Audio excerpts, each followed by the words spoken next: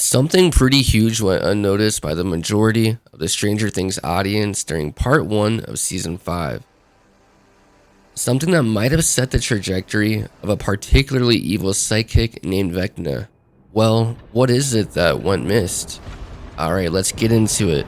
In a Henry memory being accessed by Max while she's hiding in a cave, we see Hawkins high in the heyday. The memory is centered on a play being pushed by its director, Joyce.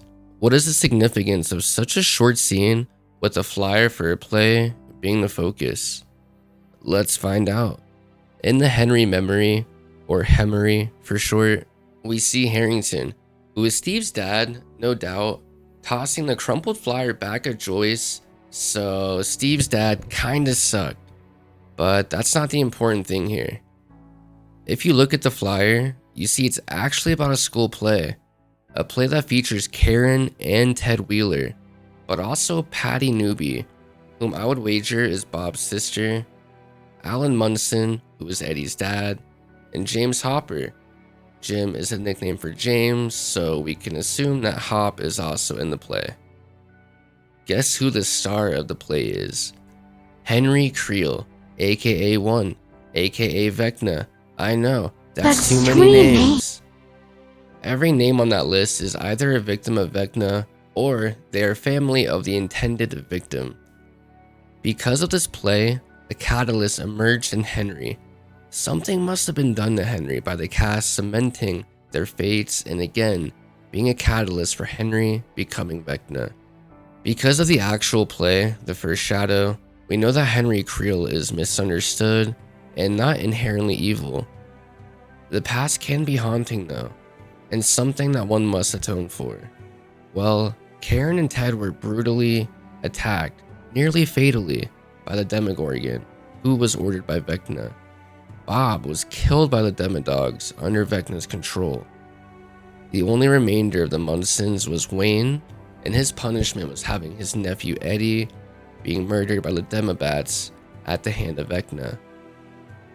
Joyce was the first on the list to be targeted, as the disappearance of Will is the beginning of this revenge campaign. Hopper had been flirting with death for a while now, and he is most likely the next intended victim, as he is the last on the list to not be struck by Vecna. Not yet, at least. What happened at this play that is so important that it was the catalyst for Henry becoming Vecna? I guess we have to wait until season 5 part 2 or part 3 to truly find out. All I know is that Henry has the most fragile ego in the world, and I just thought exploring this theory was super interesting, as it could have been easily missed by anybody watching. I mean, if you didn't screen grab this, then there was no way to even make out the names.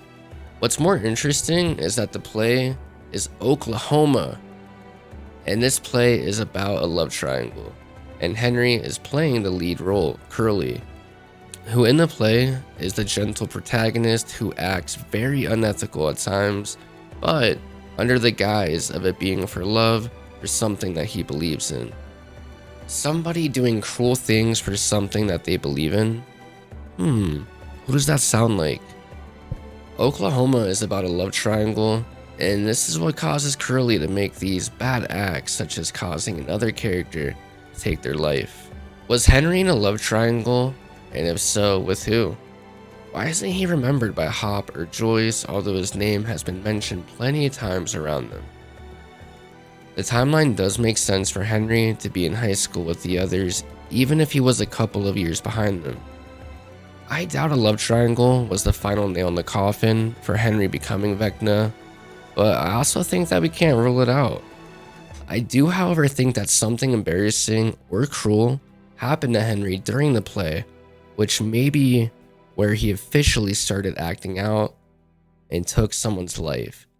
This action prompted his own mom to call Dr. Brenner, and that, as we know, is a catalyst for him swiftly killing his own mother with his mind. There have already been so many nods to The Nightmare on Elm Street, and this seems to be another, where the kids pay for the mistakes of their parents. I mean, hey, Victor Creel being played by Freddy himself, and then we have a female protagonist named Nancy.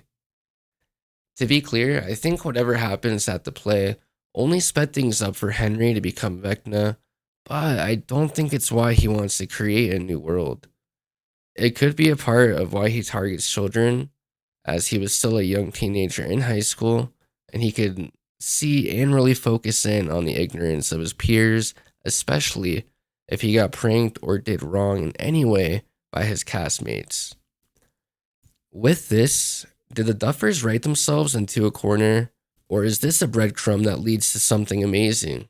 I suppose we'll have to learn more next month. First, a huge shout out to my friend Will for showing me the flyer after I initially dismissed it. And next, I just want to thank you guys so much for tuning into Day Trip TV, and please let me know what you think in the comments. Let me know if you think that this is a breadcrumb to a bigger storyline, or did the Duffers write themselves into a corner? And I don't think they would have shown this scene if they had wrote themselves into a corner.